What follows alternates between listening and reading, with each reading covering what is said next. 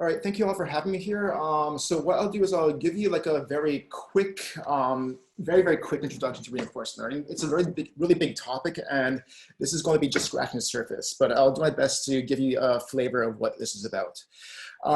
So reinforcement learning is sort of like one of the three main categories of machine learning in general. The form of machine learning that most people are initially introduced to is sorry, was there a question or anything? Kind of just like unmuted. Okay, sure. So machine learning it basically has three main families. The one that most people are initially introduced to is something called supervised learning, which you can sort of regard as like very fancy nonlinear regression. The other area that people the other category of machine learning is something called unsupervised learning, where instead of telling the machine what the answer is, the machine has to find some interesting features from the data. Reinforcement learning is different from the other two in that you're actually training a machine to take actions in an environment. So so just to give you a sense of how reinforcement learning is used, I guess maybe the most famous examples are like that made news quite a lot recently are training machines to play video games or board games like Go.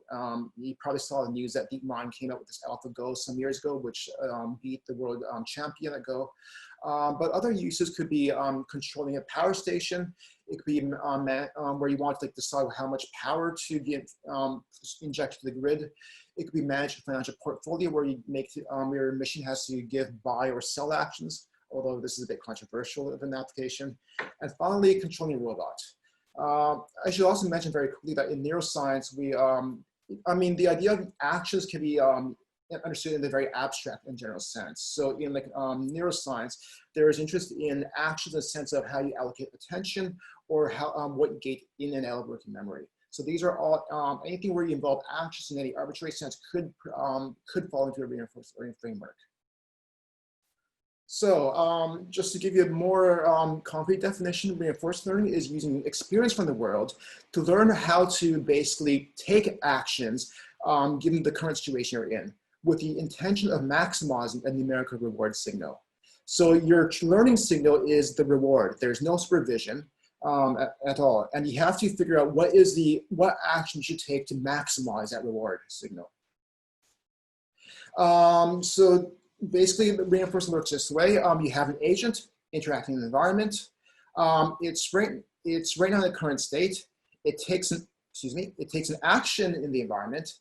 And the environment in turn gives the agent a reward, or as well as an observation of what the next state is. So actually, this is just saying what I just said. An agent starts off in the state ST. It takes an action AT. Then it gets a reward for taking an action RT, and it enters a succession state, and then the cycle repeats again. By the way, if you have any questions at any time, feel free to interrupt. I'm happy to take questions in the middle of this. Okay, so the environment is formalized using what's known as a Markov decision process. So the Markov decision process consists of 5 parts. The first part is a set of states that an agent can be. So if you're, for instance, if your agent is navigating on this chessboard, the set of states would be these squares on this board. On top of that, there are the set of actions the agent can take in any given state. So in this example, the agent can move in any of the 4 cardinal directions. Then there you have what's known as a transition function. So this is a probability of entering any of the next states, given that you're in the current state and you're taking a current action. So this tells you the probability of entering any successive state with an S actually, given the state you're in and the action. You also have a reward function, which tells you what reward you'll get given the state you're in and the action taken. This can, in general, be stochastic. And finally, there's a discounting factor, gamma. So this is a number that's between 0 and 1. It has the effect of emphasizing like proximal rewards in the near future versus rewards long in the distant future. It's used for various reasons. One of them is that it can be used to encourage the agent to reach the goal as quickly as possible. So to take this as an example, suppose we only rewarded the agent, say 1 if it reaches the goal. Otherwise, there is zero reward for any action it takes at any other place in the board. In principle, then, if you don't have this discounting factor, the agent can take a really long time, can take a very circuitous route, and then reach the goal, and it'll get a reward of 1. But if you discount that reward by the number of time steps required to reach it, then the agent will be encouraged to take the shortest time because it wants to minimize that discounting. Longer routes will lead to longer discounting of that final reward of 1. There's also another reason that we use discounting. It's that if your agent is like interacting continuously in the environment, it's going to be, it may be like getting reward continuously or anyway periodically. The point is this this entire interaction continues infinitely long. So in principle, you can be summing up an infinite number of rewards, and you get divergent sums. This is so a way to fix it is to add discounts to your rewards, and this will make your sum convergent.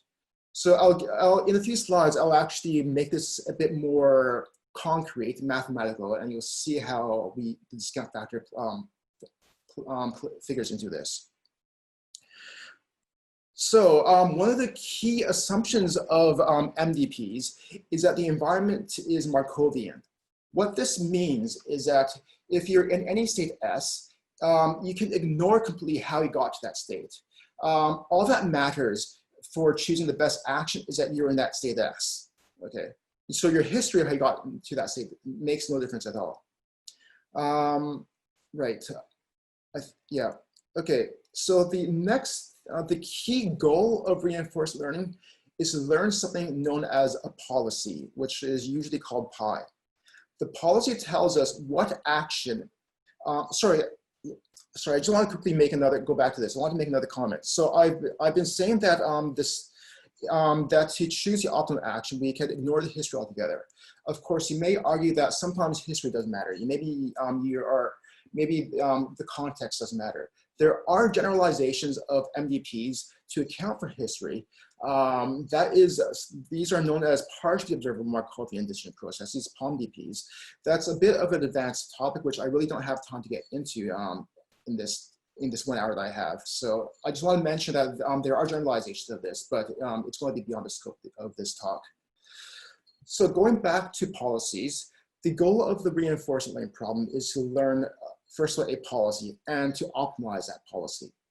So the policy tells the agent what action it should take in any given state. Formally, it's a probability distribution over your actions conditioned on the state that you're in, okay? And it gives a probability, and this probability will tell you the probability that the agent will take action A given that it's in state S. In principle, you can have deterministic policies, but this is more general, but the probabilistic version has the deterministic policies as a subset. So as an example of a policy, we can take a random policy. Here, the agent S will have 1/4 probability of taking any of the 4 actions. So this agent has a completely random policy. It'll just it'll just roll a dice, and whatever the outcome of that dice throw, it'll take an action in one of the 4 directions randomly. So this is just, it's not an optimal policy, but it is an example of a policy. Now, given that we have a policy, we want to have some evaluation of how this process is known as policy evaluation. And recall, we want to know how good a policy is because our ultimate goal is going to be to improve this policy so that we can maximize the total reward the agent gets in the end. So specifically, what we want to do is maximize what's known as the return, the expected return, which takes into account the future discounting that I mentioned earlier. So this is a mathematical form of return. If you're right now in a state S at a current time t, your return is defined to be the reward you get at this current time step, plus the reward you get 1 time step into the future, discounted once by gamma, plus the reward you get 2 time steps in the future, doubly discounted, and so forth. And to evaluate how good your policy is, you want to know what is the expectation of this quantity here, which is going to be in general stochastic. And your expectation depends on your policy, which is itself possibly stochastic. So this function here is known as state value functions. It tells you generally the expected return you'll get for any state conditioned on your policy. This is just standard expectation of GT in terms of the policy, return in terms of policy. And we can actually express the VPI recursively. So the idea is GT expanded out as like the current reward plus a discount times return you get in the 1 time in the future. And this, because it's expectation over pi, you can replace this with the state value function for your successor state at time t+1. Okay, so you get a recursion this way. And of course, you can expand out the expectations. So you have expectation over pi is given by this term here. RT is simply given by your possibly stochastic reward function. And then the successor state is given by the expectation over the possible transitions into the successor state, given your state and the action you've taken. This equation here is known as the Bellman expectation equation. Any questions at this stage, or because okay, any questions at this stage, or shall I move on? Okay. So what I've defined is what were called state value functions. They tell you how good your policy is will be given the current state that you're in. But to do reinforcement learning, we actually work in terms of something known as state action value functions. You'll see why this is a useful quantity. How it's defined is as follows. If you're in a current state S, let's say we take an action A. We pick an action. This action doesn't have to be the one that the policy tells you. We fix the action A for the current time step, and we transition into the next state. At that stage, we just follow the policy afterwards. So we consider what happens if we break policy once by taking just a certain action A that we specify, and then follow the policy afterwards. So the state action value function tells you what your expected return will be if you do this. So you can also get a recursive function for that, which is given by, again, RSA times like the probability of transitioning into the successor state S prime, given your fixed action A, times the state value function for that successor state. This is because you're following the policy afterwards, so you can use V pi S prime here. But this quantity here, you can expand out and express it in terms of the state value functions, state action value functions, sorry. And that gives you this expression here. So this is the expectation if you use pi, and you get a recursive expression now in terms of the state action value functions. These functions we usually just call Q values for short. Now now I've defined a way we can decide how good a policy is. The next question is, how do we improve our current policy? Okay. Now let's take an example. Suppose we're in a state S, okay, and our current policy tells us to go down. So let's look at our Q values. All right. If we go down, we're going to get a return of 5. Okay. What if we go, say, left? Okay, we get a return of 1. That's nice. Suppose we instead of following our policy, choose to go right. We get a return of 6 now. That's interesting. And if we go up, we get a return of 15.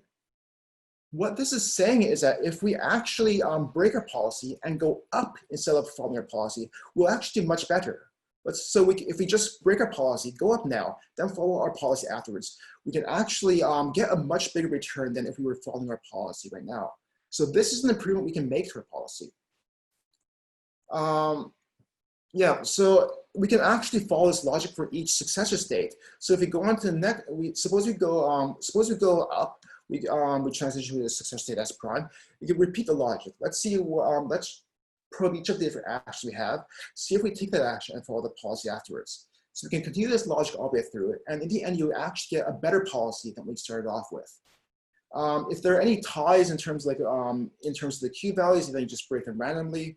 And taking an action that maximizes these Q values is known as a greedy policy. It's provable that doing this will give you a policy that is always going to be equal or better than your current policy. So this way of being greedy with respect to Q values is known as policy improvement. What you then, to do the reinforcement learning, to do actual learning, what you do is iterate between policy evaluation and policy improvement. Because when you, okay, so you first do like policy evaluation, you get a set of Q values, then you are greedy with respect to those Q values to get a new policy. But the Q values are with respect to the old policy. So you need to now recompute the Q values for your new policy. And you can iterate, you can go up and down, up and down. And it is provable that this will converge on what's known as an optimal policy.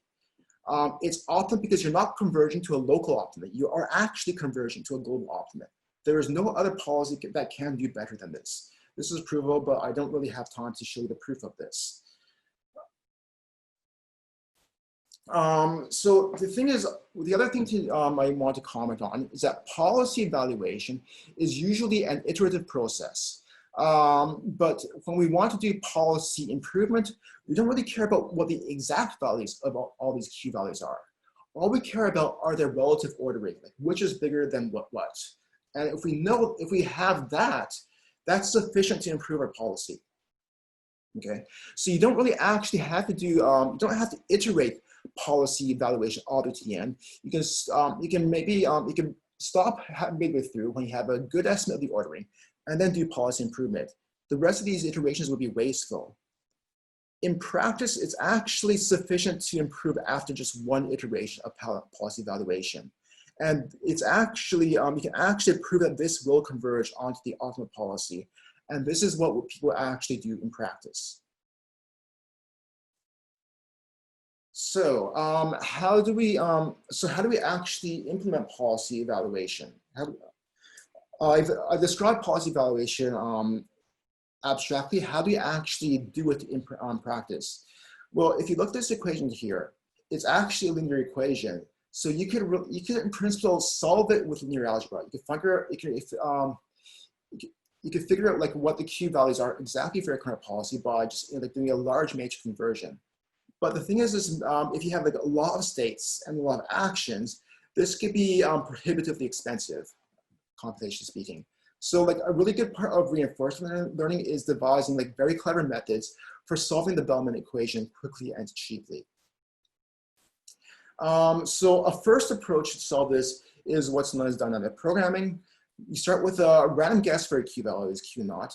And what you do is you can do an iterative procedure until convergence. So you just plug in the current guess of Q into the right-hand side of your Bellman equation, and out pops a new estimate of the Q value.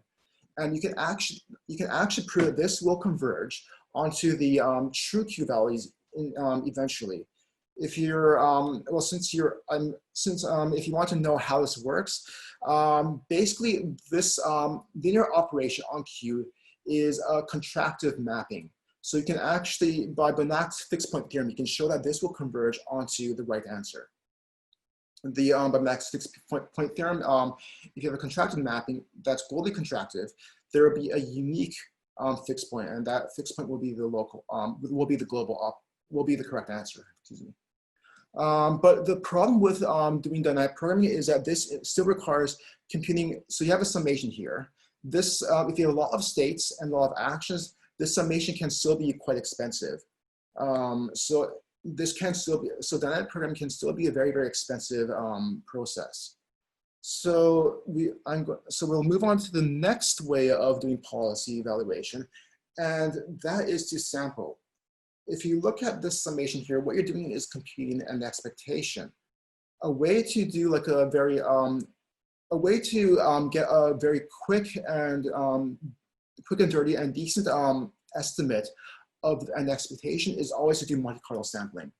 Okay, so we can approximate the expectation with Monte Carlo sampling, and this saves us having to do these very large, prohibitively expensive sums many times over.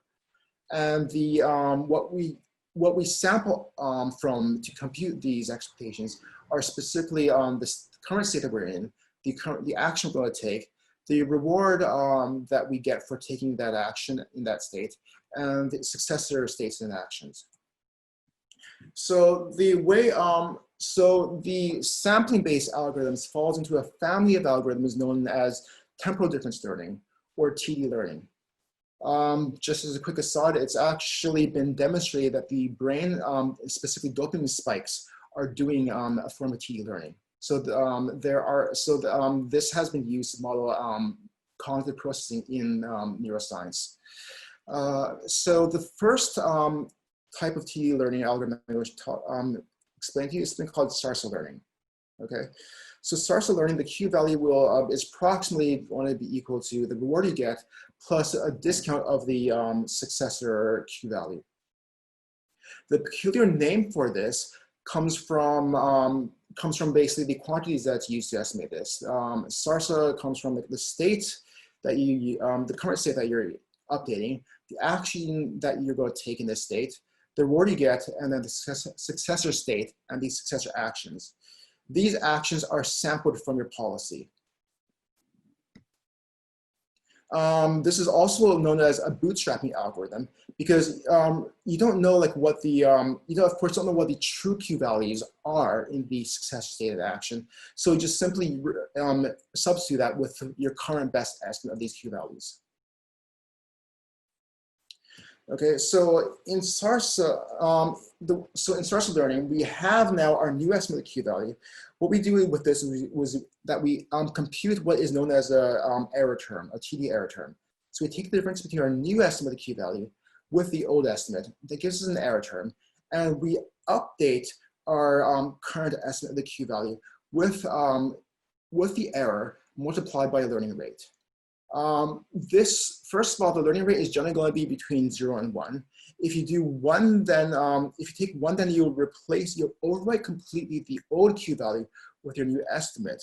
The reason why we don't do this is because you'll find that these estimates are rather stochastic, and it can make convergence of learning rather difficult. Because of the high stochasticity.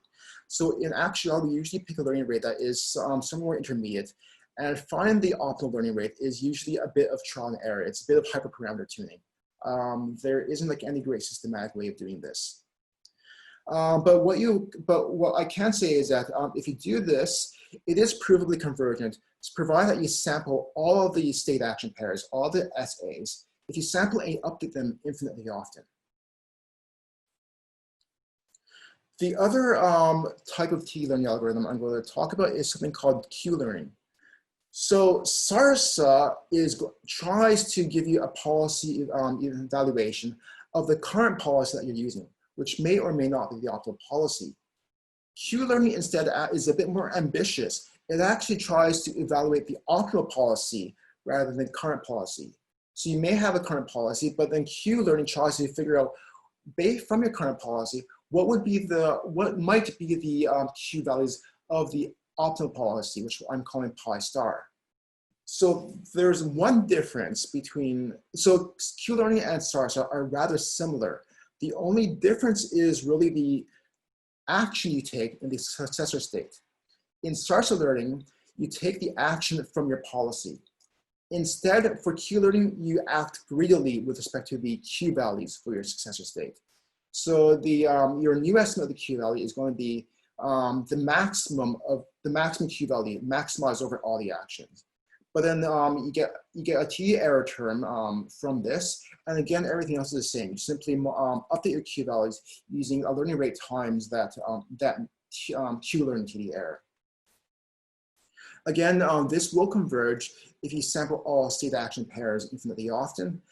And in fact, this was a learning algorithm that DeepMind used to, in their deep learning version, they implemented a deep learning version of this and used that basically to attain superhuman performance on a whole bunch of Atari benchmarks a few years ago. So now we have two different types of TD learning algorithms. How do they compare to each other? What are the differences? What's the pros and cons of the different TD learning algorithms? So to look into that, let's consider this cliff walking example. So we have an environment here. The agent always starts in this corner here, which is marked with a blue box, and it has to move to a goal here. Okay. it needs to get to the goal as quickly as possible. So we penalize the agent by -1 for every action it takes. Excuse me. But then you also have this red area here, which is a cliff. If the agent falls into the cliff, it gets a penalty of -100, and the episode ends. Okay.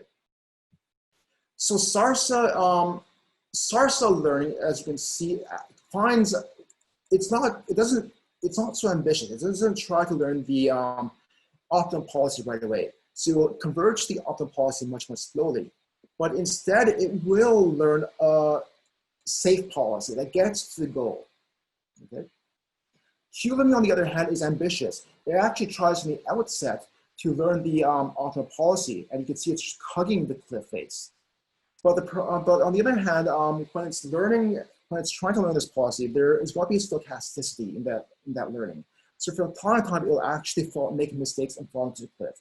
So it's more ambitious, but it's also riskier. The other thing is that these policies aren't always greedy. There is sometimes an exploration term. The agent sometimes will try to explore it a bit. I'll get into that in a few minutes. But then because of the exploration, there's that interesting stochasticity which may cause the agent to fall into the cliff. That's here. So just to repeat what I'm saying, Q-learning tries to learn the optimal greedy policy directly, but it has higher variance because of stochasticity. It's more likely to fall down into the cliff during learning. The variance should die down as you approach the optimal policy. And if the policy is not entirely greedy, Q-learning assumes you are working off of the greedy policy, but SARSA actually takes into account what the actual policy you are using is. So if your policy is not entirely greedy, SARSA will take that non-greediness into account and give you a safer policy. So as a result, SARSA is going to be more conservative. It tends to stay away from the edge, survives more often, but it will converge the optimal policy more slowly. Now, the problem there's a problem with using a policy that is completely greedy. Okay, so take this as an example. Suppose after one QD update, we get these Q values. So going up is going to be 10, going down is 4, left is 2, right is up. If you're going to be completely greedy, next time you come back into this state, the agent will just go up again. Okay, so it learns about the value of going upwards, but and maybe that gets updated to 7. That's still the best option.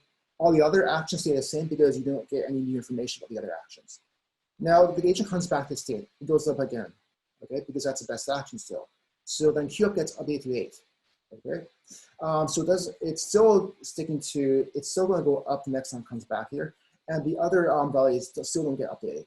If this keeps happening every single time, we're going to get a really good estimate of how the value going up, but we haven't really learned much about any of the other actions.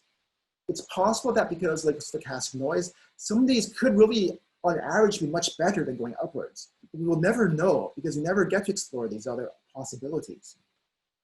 So that's why using a completely greedy policy is not a good idea. What we really want are policies that are mostly greedy but incorporate some degree of exploration so we can actually properly sample and explore the other actions.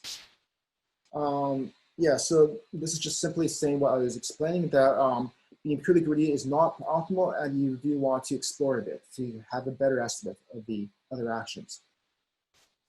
So there are 2 common exploratory policies that are used. The first one is known as an epsilon greedy policy. The way it works is that at each time step in each state, you pick a number randomly uniformly between 0 and 1, okay? If that number that you get out is less than epsilon, then we will pick our action at random. Otherwise, if it exceeds epsilon, then we will go for a greedy, then we will pick an action greedily. So there is a probability of epsilon that we pick an action at random, which may indeed include the greedy action, but otherwise we're going to be completely greedy. The other policy that incorporates exploration is known as softmax policy. This policy is actually rather similar to the Boltzmann distribution. The only difference is that there's no negative sign here. The reason why is like in the Boltzmann distribution, you want the highest probability to be in the low energy state. Here, you want the highest probability to be assigned to the high Q value states. You scale these the Q values with what's known as a temperature parameter, because this equation is coming from the Boltzmann distribution. And we also use an inverse temperature parameter beta. So again, as I say, this equation is motivated from statistical physics, and the idea is that the higher temperature is, the more entropic your policy is going to be. So it's going to be more uniform across all the actions. The lower your temperature, the more your probability will get concentrated on the greedy action. So what I'll do now, first of all, I'm going to move now into some demonstrations to show these learning algorithms. But before I do that, I thought I'd maybe pause to take any questions if you have any at this stage. Okay. All right then. So I actually have both these slides and the Google Colab notebook at this tiny URL. If you can follow along on my screen, or you can load up on my screen if you wish. I'll go through the codes. Let me just pull up. Oh, there we go. So I have a Colab notebook here. Are you sharing a different screen now, Rex? Yes, you're not seeing that screen. No, we're still on your PowerPoint. I'm sorry, I'll switch. Nice, thank you. Can you see it now? Yep, that's great. Perfect.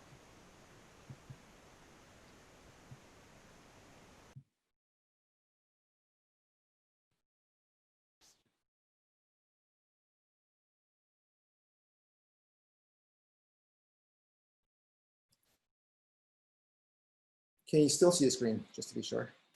Yep. Okay, perfect. So, notebook.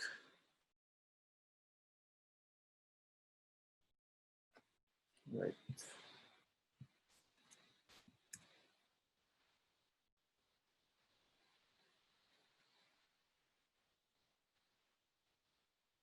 Okay.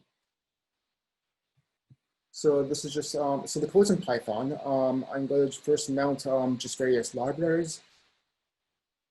And then this chunk of the code, I'm going to implement the two decision policies I was describing earlier.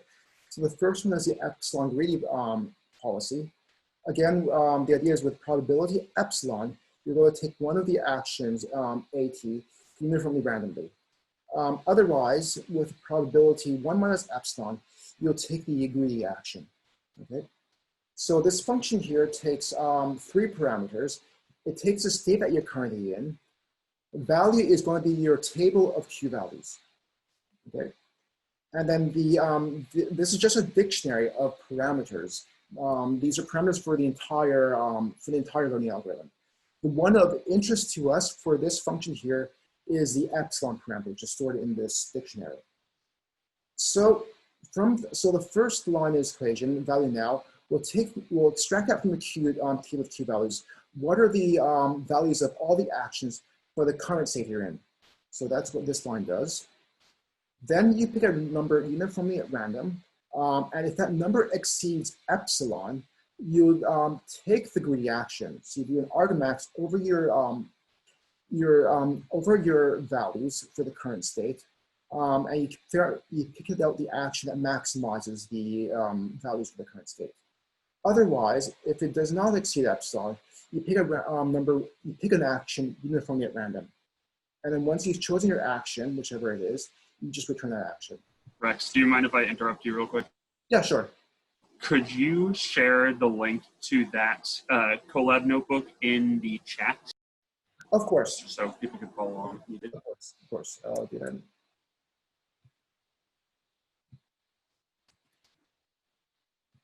You don't mind if we distribute this, do you?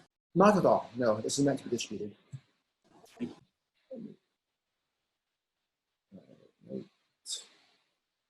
So I'm just trying to put my chat.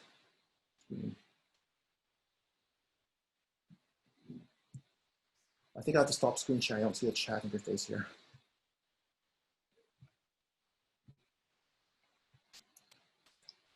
All right, Thank you. no worries.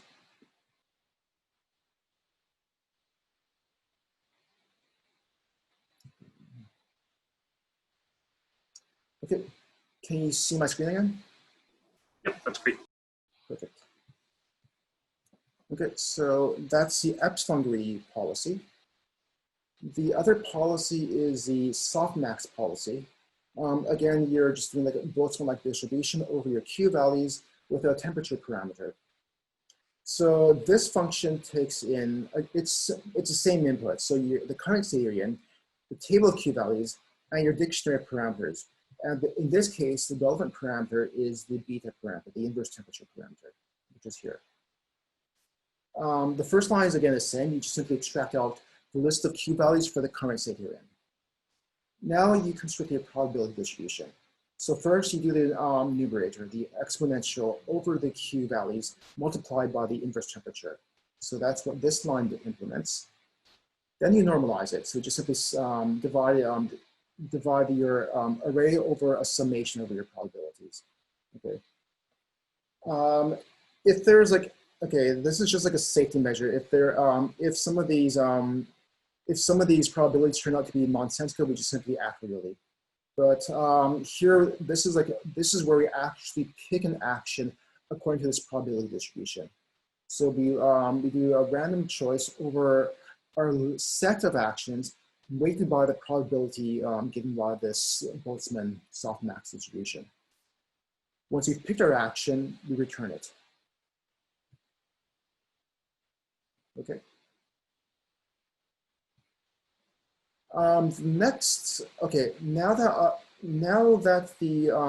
are the decision policies.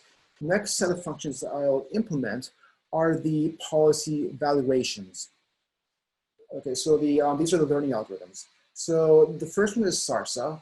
SARSA, again, just a reminder, it will update your Q value estimates with the current Q value corrected by the error term multiplied by learning rate.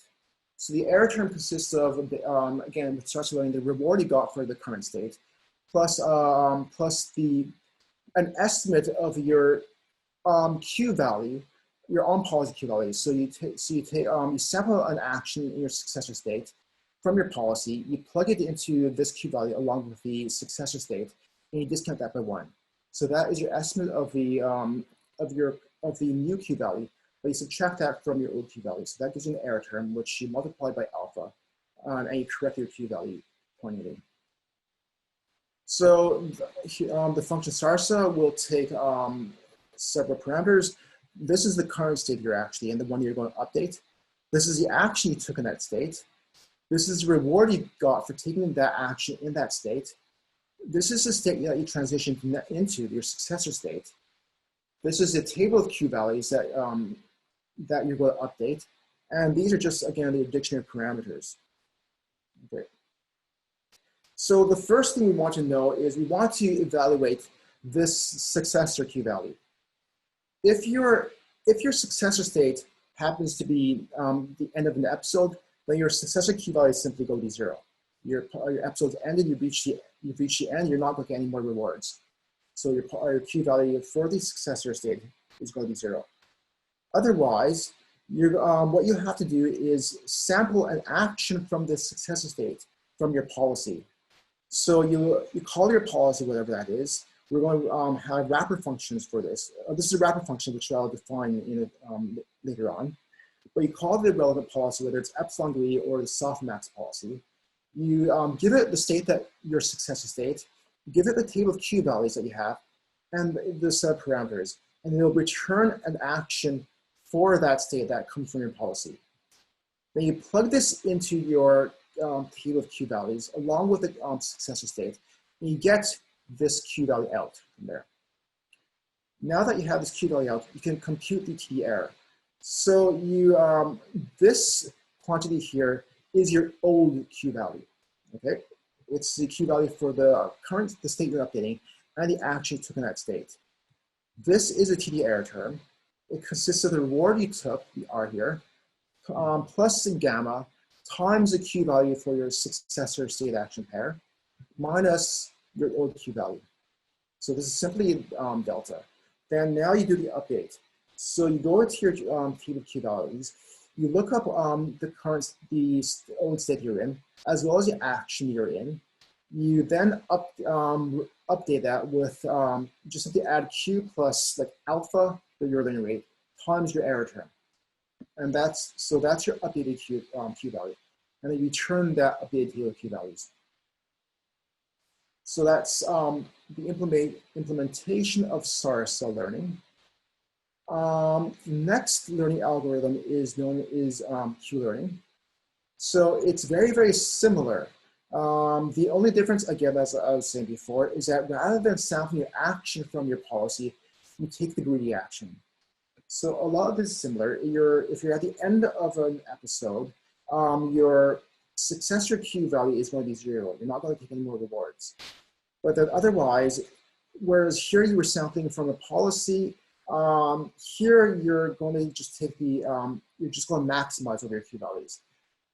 Okay, so that takes care of the maximization step here.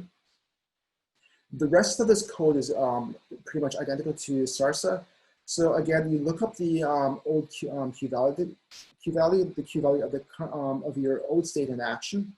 You compute the TD error term, which consists of the reward, plus your discount factor times the greedy Q value, in this case, minus your old Q value.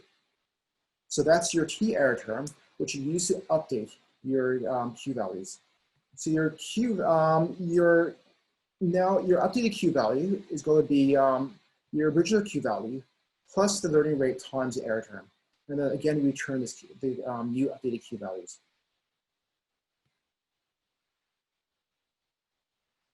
So this is Q learning. Now I'm going to test these on a series of environments. Okay, so I'm just going to load up the environments. Here are the environments I'm going to explore. So the first one is the grid world, which I showed you earlier. Well, the image here is now inverted. Again, the agent has to move from a starting state to a goal state, and as quickly as possible. It gets penalty of -1 for every action it takes. There's a cliff here, which if it falls into, it gets penalty of -100, and the episode terminates. So that's the first environment that I'll show you. The second environment is known as Clinton's world. It's, again, this grid environment. You start off here on the green square. You want to get to a goal as quickly as possible. Again, you get a reward of -1 for every step you take. The red region here is like, you get, sorry, my mistake. You're not penalized for movements. Instead, there's there's a discount for movements, but you are penalized for moving into the red squares. You get a penalty of -1. So the idea is that you want to move to the yellow squares as quickly as possible, and you can move in the 4 cardinal directions. I should also mention in all of these cases that if you try to move into a boundary or move into the wall, then you just simply don't go anywhere. The third environment, which I will show you, is known as a multi-room grid world, which has wind in it. So it's similar again. There's these gray regions are cliff regions, which get a penalty of -100 for if you fall into them and the episode terminates. Otherwise, you're not penalized for movements. But the novel features here are that you have these rooms. So the bold lines are walls, and on top of that, these rooms are windy. The numbers here indicate the magnitude of the wind. So the idea is that this 2 here means that if you were to take a step into this column, then the wind will push you down 2 squares. Every step you take in the same column will move you down 2 squares. Here you'll move down 1 square. The zeros, you don't move at all. The wind doesn't push you. What makes this challenging on the one hand is that you actually cannot go directly from the entrance to the goal. There is no direct route because the wind will prevent you from doing that. In fact, the route that you have to take is circuitous. If you take 1 step here, you move down 2 squares. Another step will push you down 2 squares, by which point you've overshot. Then you move down, the third step pushes you right against the wall. And you have to move along the wall. Then in this 0 wind column, you have to move back up again. And then you slide back down with the wind to reach the goal. It's the same with this room here. This environment is actually quite challenging because the goals are rather like are far from the starting state, and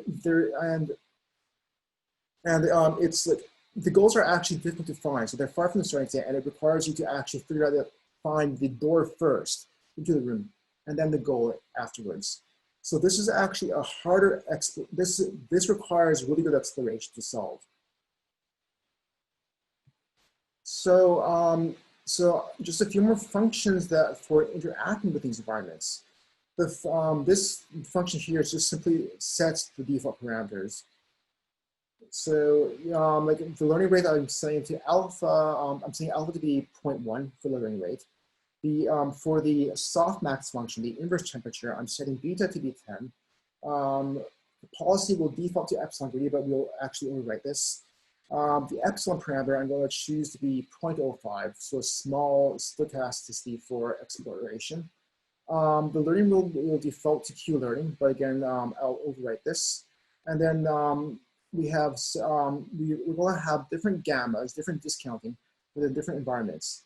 The cliff world, where there's a penalty for moving -1 for every step you take, there will be no discounting. We'll set it to 1. Otherwise, the others we will discount slightly. So we'll initialize the environment. So this just simply sets up, like where in each of the, where the starting state is for each of the 3 environments. Okay. This is just a wrapper for doing the state update function. This, this tells you if you're in the current state, you take an action, then for that environment, what is going to be your successor state? The transitions in all these environments are not stochastic, they are deterministic, so we kept things simple. So this, this would call the relevant helper from the method for the relevant method for the environment and tell you what your successor state is, and then as well as the reward you get for taking that action, and it returns the successor state and the reward. Now this is just a wrapper function for calling the relevant policy.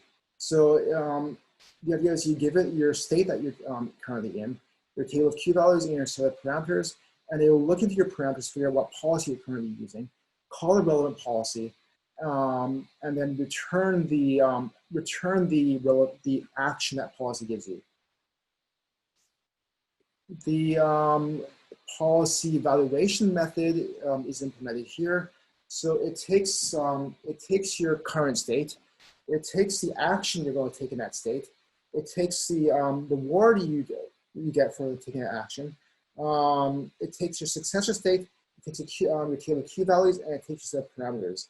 This is just a wrapper function. Again, you've already implemented policy evaluation for specifically SARSA and Q learning earlier above.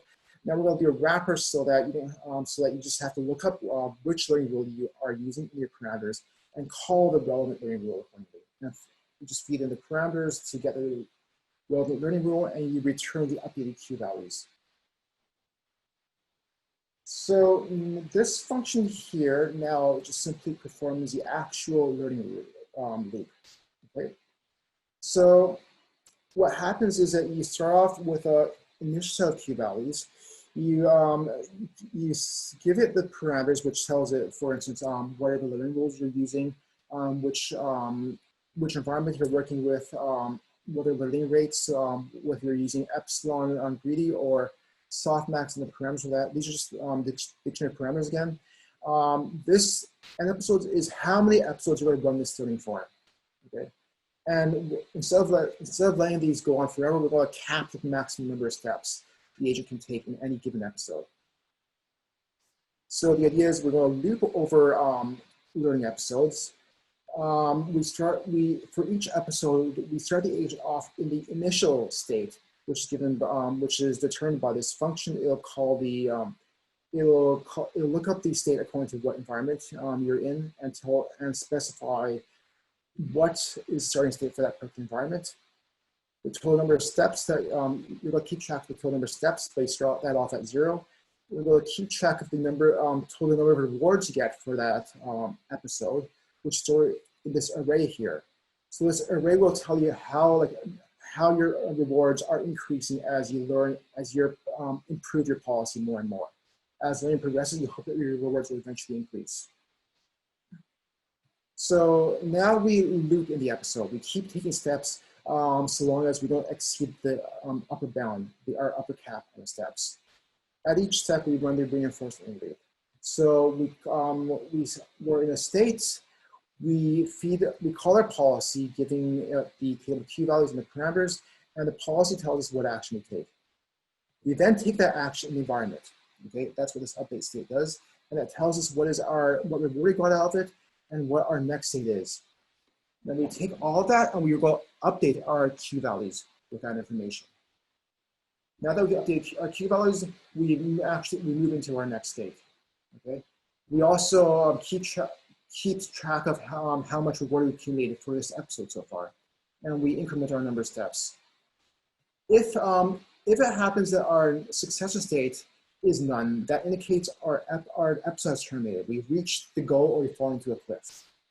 And then that episode ends and we do another loop for the second episode and so forth. And then also we also store in our array how many rewards we got for that particular episode. But at the end of that, we just simply return our rewards, which tells us our performance, and the final set of Q values to see how good our Q values are.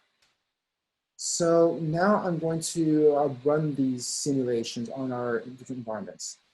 So for the first simulation, I'm going to look at the Cliff World simulation. What I'll start off with is the SARSA learning rule and the epsilon greedy policy. Okay, so I'm going to run this for 1,000 episodes, and I'll count the total number of steps at 1,000.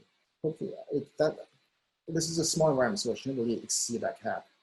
I'll initialize my Q values, start them off at 0, and I'll run my learning algorithm, and then I'll just plot the results of that. So here we do SARSA learning with epsilon greedy policy on the grid world, on the, I need to run a few more of these functions.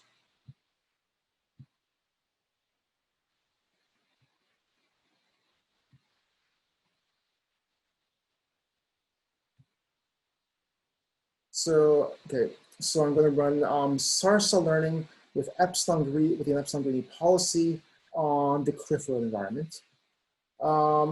So this is showing you what if the policy for each of these different states. With SARSA learning, it sort of does a good job a bit far from the cliff. It's doing when it's right by the cliff, it hasn't really figured out completely all the what the policy should be. This is consistent with what I showed you before. I mean, SARSA is finding a more conservative safe policy. It takes a bit longer to converge to the optimal policy. This is I'll focus on this graph here. This is the total reward it's getting for at the end. This is a learning curve, basically. So it starts off with, it does really badly, but it does quickly converge to a decent value, and learning sort of plateaus. If you want to know what's the best this agent can do, well, let's go back to the environment here, okay? So this agent gets a -1 reward for every step it takes. These rewards are not discounted and wants to reach the goal as quickly as possible. So if you actually count these squares, you'll find that the best agent can do is a reward of -13. This agent here is actually plateauing slightly below -13. So it's again consistent with SARSA finding a more conservative, safer policy that does get it to the goal. Now let's try Q learning with epsilon greedy. So here's Q learning with epsilon greedy. What you find is that it doesn't the policy does a good job learning the optimal policy. Q learning does a good job learning the optimal policy. Okay. It does a bad job learning the policy far from the optimal policy, which is fine because it is trying to get the optimal policy after all. So it doesn't care so much about what happens far from the cliff. If you look at the performance, it's actually plateauing at a much better reward. It's actually, I think this is actually optimal. It's -13. But you do have more stochasticity here. So it is from time to time falling into the cliff.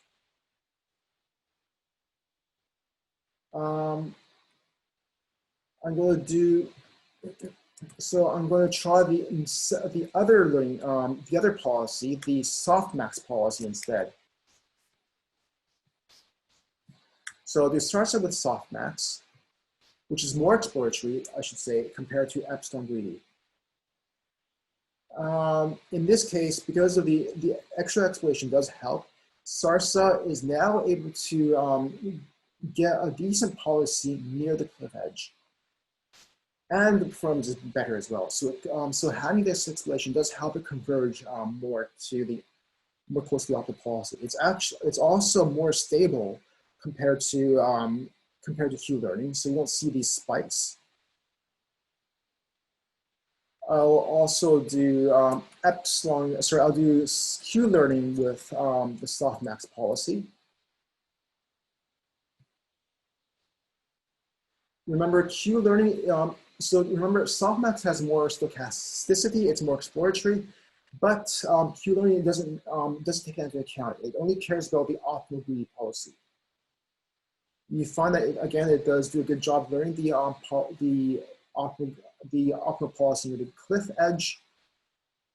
Actually, well, actually, there isn't as much stochasticity. Okay, but so there isn't too much difference here between SARSA and Q learning. It is getting the optimal policy -13. I'll move on to the next environment. So this is Quinton's world. The agent has to. The optimal policy is simply to avoid the red squares and to reach the goal as quickly as possible. Okay, so the agent gets a reward of -1. The agent gets penalized by -1 if it hits the red square, but gets a positive reward for reaching the yellow square. So it wants to get to the yellow square as quickly as possible without traversing any of these red squares. Again, I'll start off with SARSA with epsilon greedy.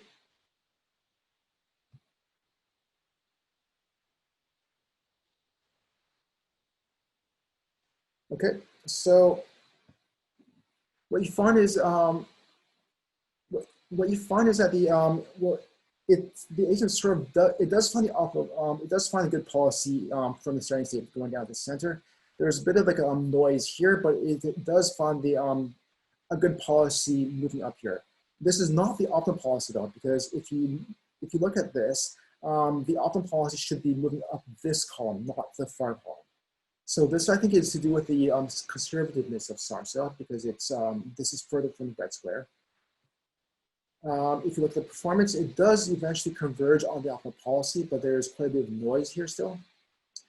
I'll try the softmax policy next. Actually, no. What I'll do is I'll go do Q learning first. If that's not greedy.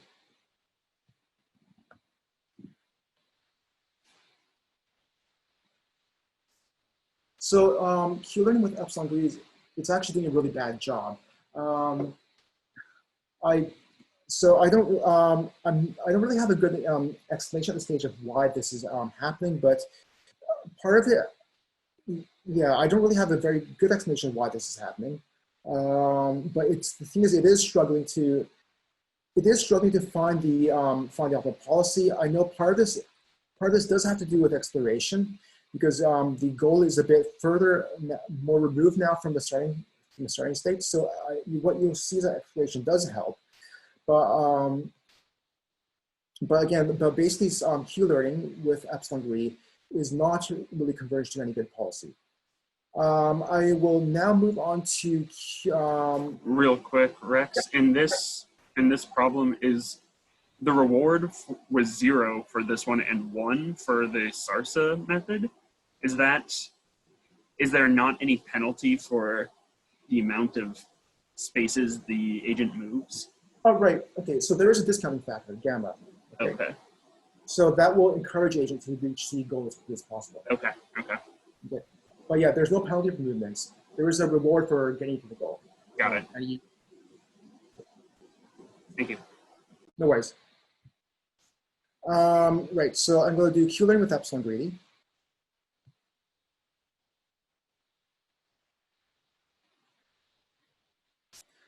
So actually, no, I just did that. My mistake. I'm going to do SARSA with softmax. So again, softmax is more exploratory. Okay, there you go. Right, so it does find a policy. It does find a policy. It actually does reach the goal rather well. So the policy isn't perfect, but it is finding something. It is finding like a decent policy with noise. I'll do the final combination, which is Q-learning with SARSA.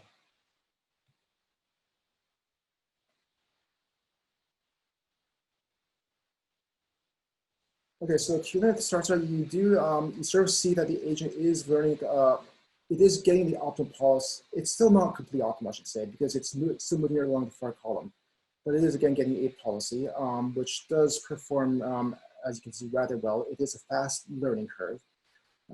So yeah, that's like, that's the Quintus row, which is a bit more complex. I think this one is I think this is actually going to be the most interesting environment, because here you'll see that exploration is critically important for the performance of these algorithms. So in this case,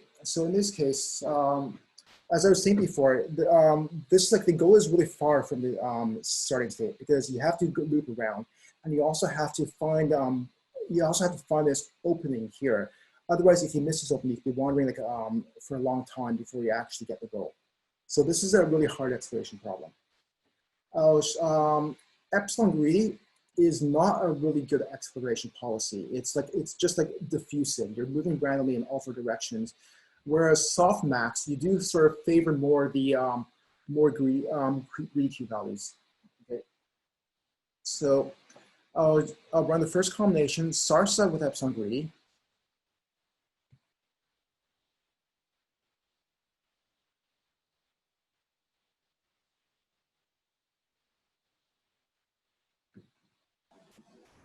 Okay. So as you can see, it's like doing badly. It hasn't really learned anything. And I think actually what it's learned is that falling into a cliff is a bad idea. So that's all it's really learned here. I'll move on next to Q learning with epsilon greedy.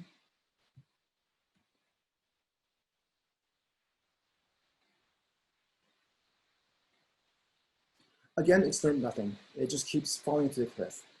There's more stochasticity here, but you can see it gets a penalty of minus 100 falling to the cliff. It's getting that penalty quite a lot. There. Next, so I'll move on to I'll change policies now. I'll go to softmax, which is more exploratory, and you'll find that the improvement is much improved.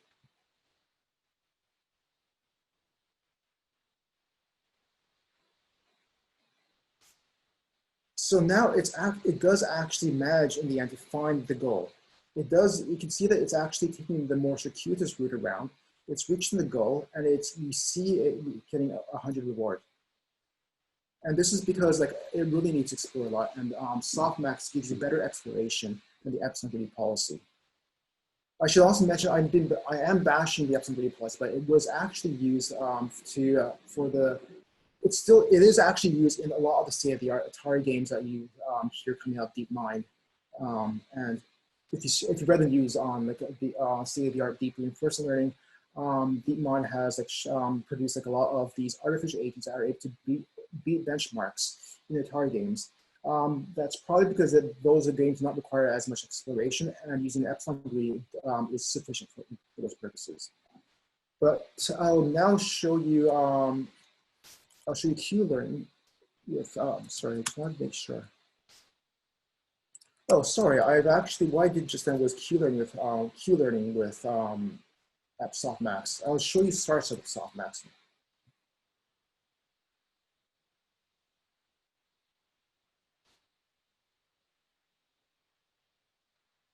So again, SARSA with softmax, you have a top of performance. It's finally managing to it is getting to the goal. It is finding the goal with help the better exploration policy. There's one more thing I want to show you quickly with this environment, and that is a common trick that is used, which also encourages exploration. So we can actually salvage the epsilon greedy by changing the initialization of the Q values. Right now, I'm initializing all my Q values to be 0. But if I change these to 1s, this is what's known as an optimism bias. What happens is that if you're being like nearly greedy, if your policy is nearly greedy, but your Q value estimates are very optimistic, they're like an overestimate. What will happen is that you will the first time you enter a state, you'll pick one of these very optimistic greedy actions. You take that action, and you'll learn maybe that's not as good. When you come back to the state again, though, you'll pick one of the other unexplored actions because those unexplored actions have an overly optimistic estimate of the Q value. So you take one of those actions instead, but then you find out it's actually not as good as you thought. You come back in, you'll now pick the other action which you haven't tried yet because you think that is maybe good. So this so starting off with a set of Q values that are really overestimates encourages exploration. So this is another trick that is commonly used. So we'll run SARSA with epsilon greedy again.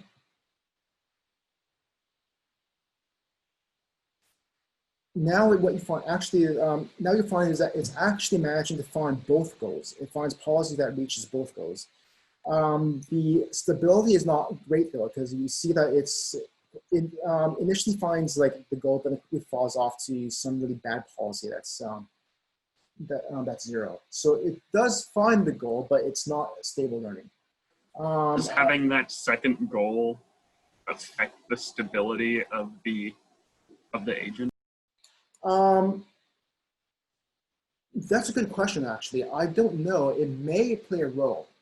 It may play a role, but I do know that that is a good question. It may play a role in this. Interesting. Thank you. No worries. Because I mean, yeah, if you remove the second goal, then it just forces that the agent will only have to worry about going to one goal. That's something that could be tried in this, for example. But okay, so the other thing I'll do is Q learning with epsilon greedy with his optimism bias. Again, Q learning is trying to learn the optimum policy. And basically, learning the optimum policy does seem to help. So Q learning is now trying to learn the optimum policy. It seems to export both goals, but it still goes to one more off of the other.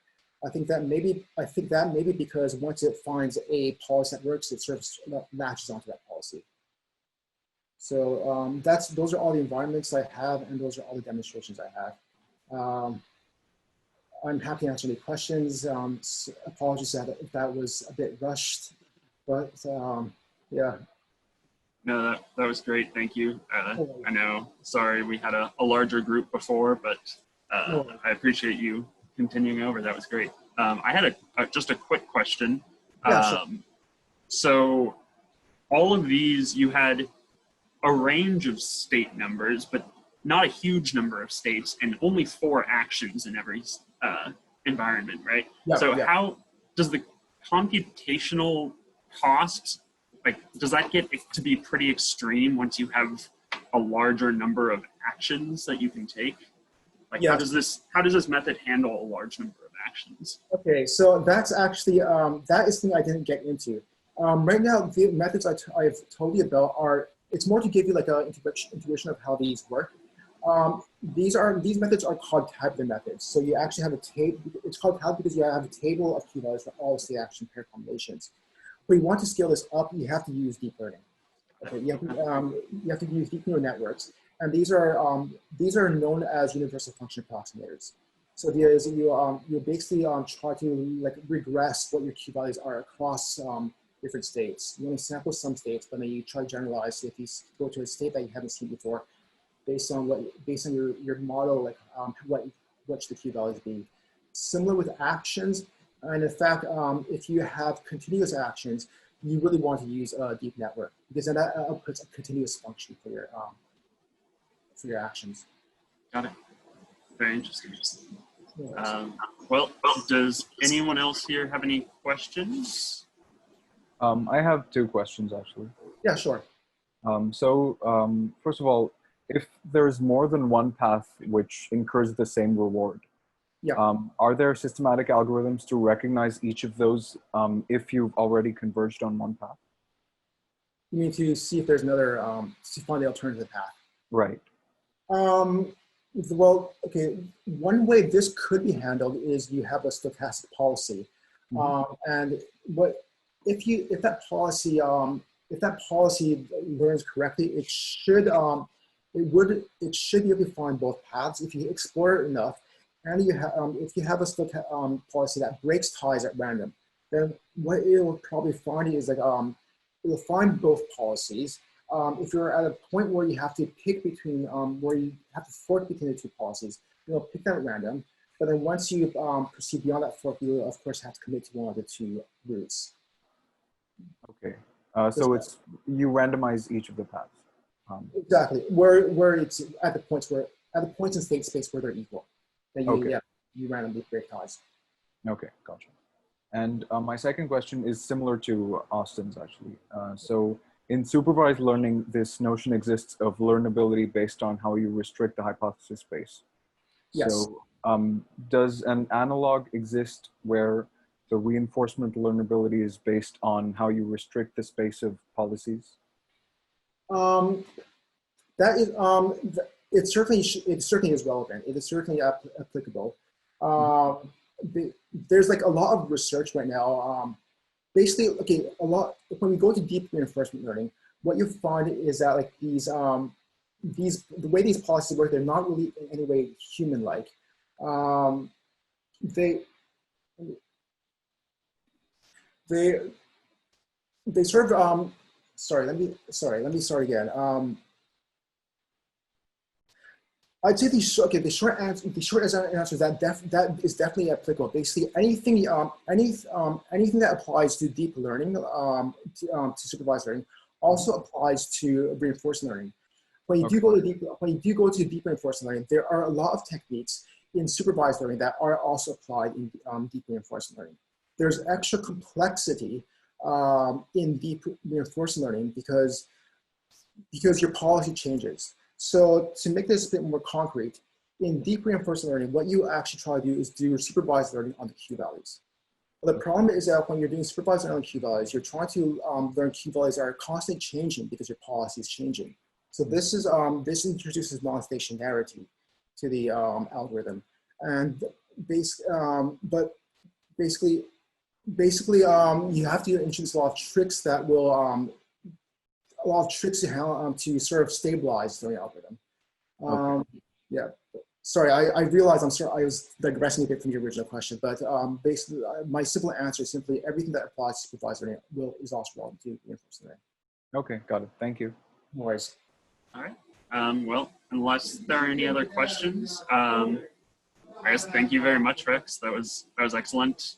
We're gonna post up this video for people to be able to watch later, and I'll send out that link of the Google Colab doc. But this was great. Thank you very much. Sure. Yeah. So you have I'll send as well the link. There's a tiny URL that will go to the slide. That would be fantastic. Thank you so much. No worries. Thanks for having me. Yeah. All right. Have a good rest of your day, Rex, and take care. Bye. Bye.